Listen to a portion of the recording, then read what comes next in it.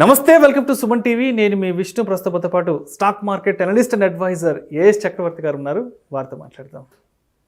నమస్తే చక్రవర్తి గారు. నమస్తే సార్.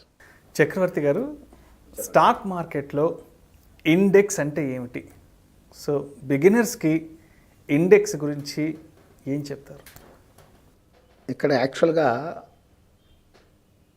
చాలామంది స్టాక్ మార్కెట్ సంబంధించింది నిఫ్టీ అంటే ఇండెక్స్ అనుకుంటుంటారు. అసలు ఇండెక్స్ అంటే ఏంటో ఒక ముక్కలో చెప్తా వినండి. Stock market representing the entire country economic conditions. Exactly sir. ఇప్పుడు స్టాక్ మార్కెట్లు పెరుగుతున్నాయి అంటే what is that? Entire economy it's represents. Economy up ట్రెండ్లో ఉందా డౌన్ ట్రెండ్లో అనేది స్టాక్ మార్కెట్ రిప్రజెంట్స్. ఒక సూచిక. సో ఈ స్టాక్ మార్కెట్ అప్ ట్రెండ్లో ఉందా డౌన్ ట్రెండ్లో ఉందా ఎలా తెలుసుకుంటాం? స్టాక్ మార్కెట్ పెరుగుతుంటే మనం ఏమంటున్నాము? ఇండియన్ ఎకానమీ అప్ ట్రెండ్లో ఉన్నట్టు ఫీల్ అవ్వాలి. It represents the economy. Stock market down ట్రెండ్లో ఉంటే it's represent the Indian economy down ట్రెండ్లో ఉందని చెప్తాం జనరల్గా. ఈ స్టాక్ మార్కెట్ అప్ ట్రెండ్లో ఉందా డౌన్ ట్రెండ్లో అంటే పెరుగుతుందా తగ్గుతుందా అనేది ఎలా చెప్తామంటే, యాక్చువల్గా నిఫ్టీలో 900 అండ్ స్టాక్స్ ఉన్నాయి. నిఫ్టీలో 1900 చిల్లర స్టాక్స్ ఉన్నాయి. 1900 1900 చిల్లర స్టాక్స్ ఉన్నాయి. 1900 స్టాక్స్ ఉన్నాయి. అదే బిఎస్సిలో వచ్చేసరికి మీకు 5000 చిల్లర కంపెనీలు ఉన్నాయి. మొత్తం కలిపితే Bombay stock exchange, national stock ఎక్స్చేంజ్లో కలిపితే 7000 చిల్లర కంపెనీలు ఉన్నాయి.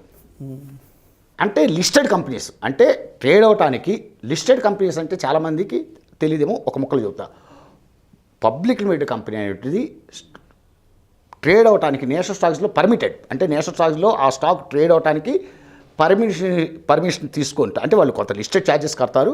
అవి నేషనల్ స్టాక్స్లో లిస్ట్ అవుతాయి. అంటే national stock exchange, Bombay stock, these are trading platforms. అంతే, ప్లాట్ఫామ్స్, జస్ట్ ట్రేడింగ్ ప్లాట్ఫామ్. మనం ఎర్రగడ్డలో కూరగాయలు ఎట్ట కొనుక్కుంటాము, అది కూరగాయల మార్కెట్. ఇక్కడ స్టాక్స్ కొనుక్కుంటాం. ఇక్కడ it's a trading platform. Bombay stock exchange and national stock exchange trading platforms. అక్కడ ఈ స్టాక్స్ లిస్ట్ అవుతాయి. అంటే national stock exchange and Bombay stock exchange permitted to trade particular stocks though stock exchanges. అక్కడ అమ్మబడతాయి. కొనుక్కోవటానికి అమ్ముకోవటానికి పర్మిటెడ్. లేమన్ లాంగ్వేజ్ అమ్మబడతాయి permitted stocks. అలా 7000 ఆడ ఉన్నాయి. ఈ 7000 స్టాక్స్ పెరుగుతున్నాయా తగ్గుతున్నాయా డే టు పెర్ఫార్మెన్స్ అబ్జర్వ్ చేయలేంగా. 7000 స్టాక్స్ మొత్తం 2 స్టాక్ ఎక్స్చేంజ్ మీద కలిపి ఈ పెరుగుతుందా మొత్తం స్టాక్ ఎక్స్చేంజ్ మొత్తం స్టాక్ మార్కెట్ మొత్తం పైకి వెళ్తుందా కిందకి వెళ్తుందా గమనించడం చాలా కష్టం. Day to performance observing 7000 stocks it's not possible. అందువల్ల దే కన్స్ట్రక్టెడ్ ఇండెక్స్. ఇప్పుడు బాంబే స్టాక్ ఎక్స్చేంజ్ ఉంది. దే సెలెక్టెడ్ 30 స్టాక్స్ తీసుకొని these 30 stocks represent the entire stock market అనే ఫీలింగ్లో వాళ్ళు కన్స్ట్రక్ట్ చేశారు ఒక ఇండెక్స్ని. అంటే stock market represent the entire Indian economic conditions.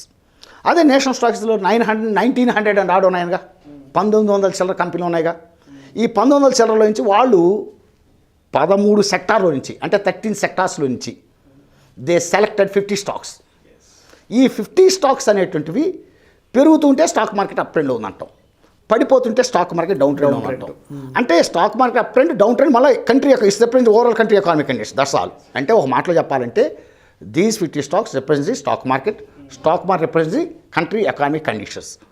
That's why they selected not from 1 or 2 sectors.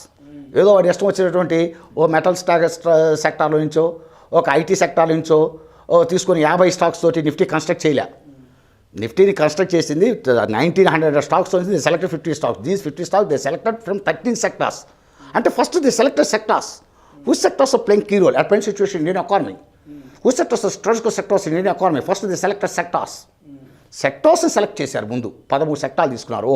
These sectors are playing very key role at present conditions. ముందు they decide the sectors. 13 sectors select చేసి these sectors 50 stocks they selected.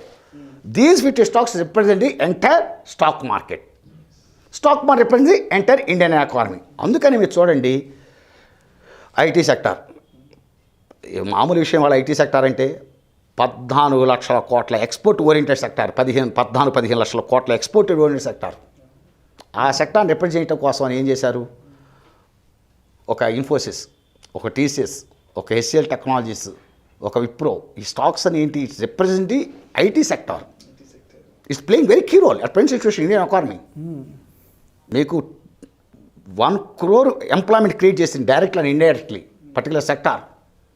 అందులో చాలా పెద్ద economy create చేస్తుంది అది. అందులో the recognize the importance of sector. So అందులో IT సెక్టార్ని రిప్రజెంట్ చేస్తూ నాలుగు తీసుకున్నారు. ఇప్పుడు చెప్పినట్టు Infosys, TCS, HCL Technologies, Wipro, all the stocks they taken. So to represent properly IT sector. అదేవిధంగా ఇప్పుడు metal sector, it is also very crucial sector, no doubt, చాలా ఇంపార్టెంట్ సెక్టార్. అందుకే టు రిప్రజెంట్ ప్రాపర్లీ మెటల్స్ మీకు హిండాల్కో, టాటా స్టీల్ సెలెక్ట్ చేసుకోవడం జరిగింది. మీరు banking sector playing very key role. అంటే not only banking sector అంటే ఇక్కడ మళ్ళీ హౌసింగ్ ఉంటుంది, ఫైనాన్స్ ఉంటుంది, ఇటువంటి కలిపి అందుకని ఫైనాన్స్, నిఫ్టీ ఫైనాన్స్ దేని రోల్ దానికి ఉంటుంది. అందుకనే చూడండి, State Bank of India, ICICI bank, మీకు Axis bank, Indus bank, HDFC bank, HDFC corporation, ఇవన్నీ దేన్ని రిప్రజెంట్ చేస్తాయంటే banking and finance sector represent చేస్తుంటాయి. Bajaj finance, Bajaj fin service, ఇవన్నీ కూడా ఎందుకు తీసుకున్నా అంటే it is also playing key role. Finance, banking and finance is very key role, playing very key role. అందువల్ల కొన్ని స్టాక్స్ తీసుకొని అంటే రిప్రజెంట్ చేయాలి ప్రాపర్గా. మీకు అదేవిధంగా power sector to generate power, NTPC, power grid. Power రంగంలో చాలామంది పవర్ జనరేషన్ ఉంటారు, పవర్ డిస్ట్రిబ్యూషన్, అందుకే పవర్ గ్రిడ్ ఎన్టీపీసీ రెండు తీసుకుంటే power generation and power distribution, these two sectors it's represent these two stocks. Like that మీకు ఏ sector అయినా, pharma, ఓ రెడ్డి, ఓ సిప్లా, ఓ సన్ ఫార్మా, ఇలాంటి స్టాక్స్.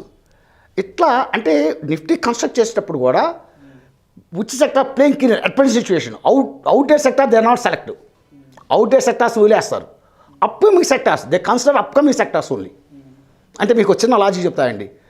డౌ అని ఇండెక్స్ ఒకటి ఉంది అమెరికాలో. ఆ డౌ జోన్స్ ఇండస్ట్రియల్ యావరేజ్ అంటారు, 30 స్టాక్స్ ఉంటాయి. ఆ డౌ కన్స్ట్రక్ట్ చేసింది 1898, అప్పుడు 30 స్టాక్స్తో కన్స్ట్రక్ట్ చేశారు. ఇవాళ డౌలో 30 లేవు. ఏమైనా చెబితే నవ్వుతారు, ఒక జీఈ కంపెనీ ఉంది, 30 లేవు.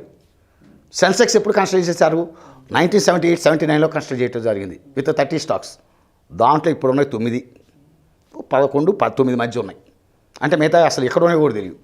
అంటే outdated sector they are going to delete. Coming sectors add చేసుకుంటూ ఉంటాం. ఒకప్పుడు క్యాపిటల్ గూడ్స్ సెక్టార్ చాలా పెద్దది. అందులో ఒక ఎల్ఎన్టీ, ఒక బిహెచ్ఎల్, ఒక సీమెన్స్, ఒక ఏబీబీ ఇలాంటివన్నీ ఉన్నాయి. ఇప్పుడు అది అవుట్డేట్ సెక్టార్ కింద తీసేసుకున్నారు. ఏబీబీ లేచిపోయింది, ఇండెక్స్లో లేదు, నిఫ్టీలో లేదు కదా, మీకు సీమెన్స్ పోయిందిగా. అంటే ఇప్పుడు ఒక ఎల్ఎన్టీ ఉంది. అంటే సెక్టార్ ఏ సెక్టార్ కీ రోల్ ప్లే చేస్తుంది at present situation Indian economy. Which sector is outdate sector, అది గమనించుకొని దే కన్స్ట్రక్ట్ ది నిఫ్టీ. ఎప్పటికప్పుడు మార్పులు చేర్పులు చేసుకుంటారు. ఈ 50 స్టాండర్డ్గా ఉంటాయి అనుకోవద్దు. కొంతకాలం పోయేసరికి ఈ 50లో నుంచి కొన్ని లేచిపోతాయి, కొన్ని యాడ్ అవుతుంటాయి. కొన్ని సెక్టార్స్ కొత్త ఇప్పుడు ఒకప్పుడు సాఫ్ట్వేర్ సెక్టార్ ఉందా, ఒకప్పుడు టెక్స్టైల్ ఒక ఊపింది. టెక్స్టైల్ ఎక్కడ ఉంది? అదే చాలా చిన్న సెక్టార్. ఇప్పుడు రియల్ ఎస్టేట్ వచ్చింది, డిఎల్ఎఫ్ ఎందుకుంది? ఇలాంటి అంటే ఒక డిఎల్ఎఫ్ ఇలాంటివి ఎందుకు తీసుకొస్తున్నారంటే మీకు సెక్టార్ని బేస్ చేసుకొని, అంటే ఈ ఎకానమీని ఎప్పటికప్పుడు ఎకానమీలో చేంజెస్ వస్తుంటాయి. ఆ చేంజెస్ని ప్రాపర్ రిప్రజెంట్ చేస్తుండాలి నిఫ్టీ కానీ సెన్సెస్ కానీ.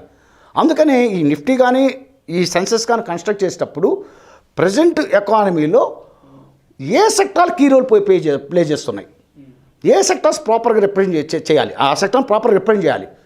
అందువల్ల ఒకప్పుడు తోపు అనుకున్న సెక్టార్లు ఇవాళ కనపడవు.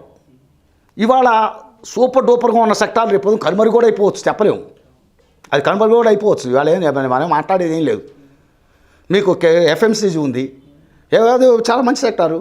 అందుకని చూడండి, బ్రిటానియా, నెస్టిల్, మీకు ఎన్ని కంపెనీలు తీసుకొచ్చాడు, ఐటీసీ, మీకు ఏషియన్ పెయింట్స్, మళ్ళీ టాటా కన్జ్యూమర్స్ వచ్చేసరికి కన్జ్యూమర్ డ్యూరబుల్స్ కింద తీసుకున్నారు. అట్లా చాలా అంటే ఒక్కొక్క సెక్టార్ని చూసుకుంటూ ఏ సెక్టార్ కీ రోల్ ఉంది ఇప్పుడు అని చూసుకుంటూ అలా మొత్తం 13 సెక్టార్స్ నుంచి దే సెలెక్టెడ్ దీస్ 50 స్టాక్స్. ఒక సెక్టార్ ఆటోమొబైల్ ఉంది, మళ్ళీ ఆటోమొబైల్లో మళ్ళీ లైట్ హెవీ ఉంటాయి.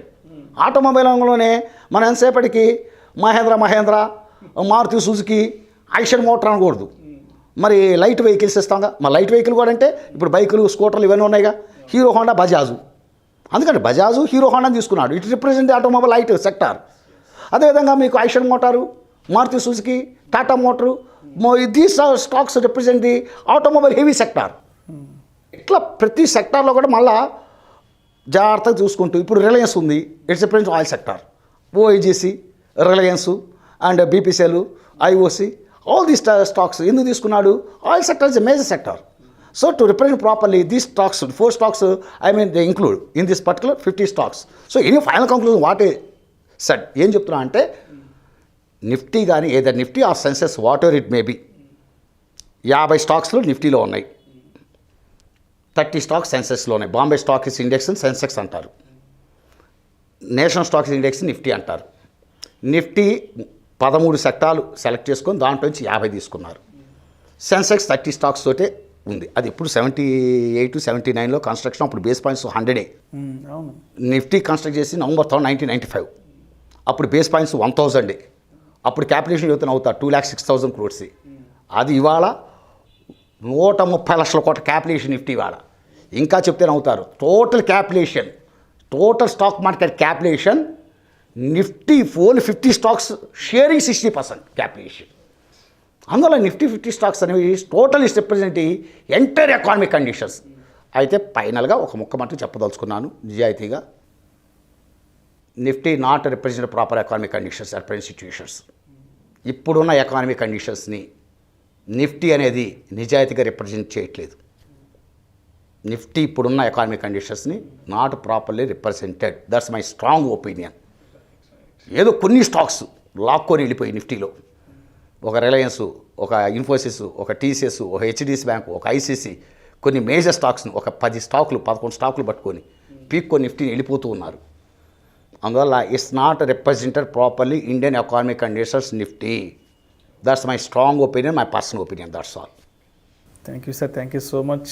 స్టాక్ మార్కెట్లోకి వచ్చే బిగినర్స్కి అసలు ఇండెక్స్ అంటే ఏంటి, నిఫ్టీ అంటే ఏంటి, బ్యాంక్ నిఫ్టీ అంటే ఏంటి అనే కాన్సెప్ట్స్ గురించి చాలా డీటెయిల్గా తెలియజేశారు sir. Thank you so much. Bank Nifty అంటే జస్ట్ 1 minute క్లోజ్ చేస్తాను. బ్యాంకింగ్ సెక్టార్ అనేది మొత్తం అప్ ట్రెండ్లో ఉందా లేదా, అందుకని బ్యాంక్ స్టాక్స్ తీసుకొని ఒక ఇండెక్స్ కన్స్ట్రక్ట్ చేయటం. ఫార్మా సెక్టార్ అప్ ట్రెండ్లో ఉందా లేదా to decide pharma index develop చేయడం జరిగింది. మెటల్ సెక్టార్స్ మొత్తం మెటల్ కంపెనీలన్నీ అప్లో ఉన్నాయో డౌన్లో ఉన్నాయో తెలుసుకోసం మెటల్ ఇండెక్స్ డెవలప్ చేయడం జరిగింది. ఇట్లా డిఫరెంట్ అంటే సెక్టార్ వైజ్ ఇండిసెస్ ఉన్నాయి. ఓవరాల్ ఎకానమీని రిప్రజెంట్ చేస్తూ నిఫ్టీ, ఓవరాల్ ఎకానమీని రిప్రజెంట్ చేస్తూ సెన్సెక్స్, దట్స్ ఆల్. మళ్ళీ సెక్టార్ వైజ్ ఇండెక్స్లో ఉన్నాయి. ఆ సెక్టార్ గ్రోత్ ఎలా ఉందని ఐడెంటిఫై చేయడం కోసం, దట్స్ ఆల్. ఇప్పుడు మీకు క్లియర్ కట్ ఐడియా క్రియేట్ అవ్వాలి. థ్యాంక్ యూ సో మచ్ చక్రవర్తి గారు. Thank you sir.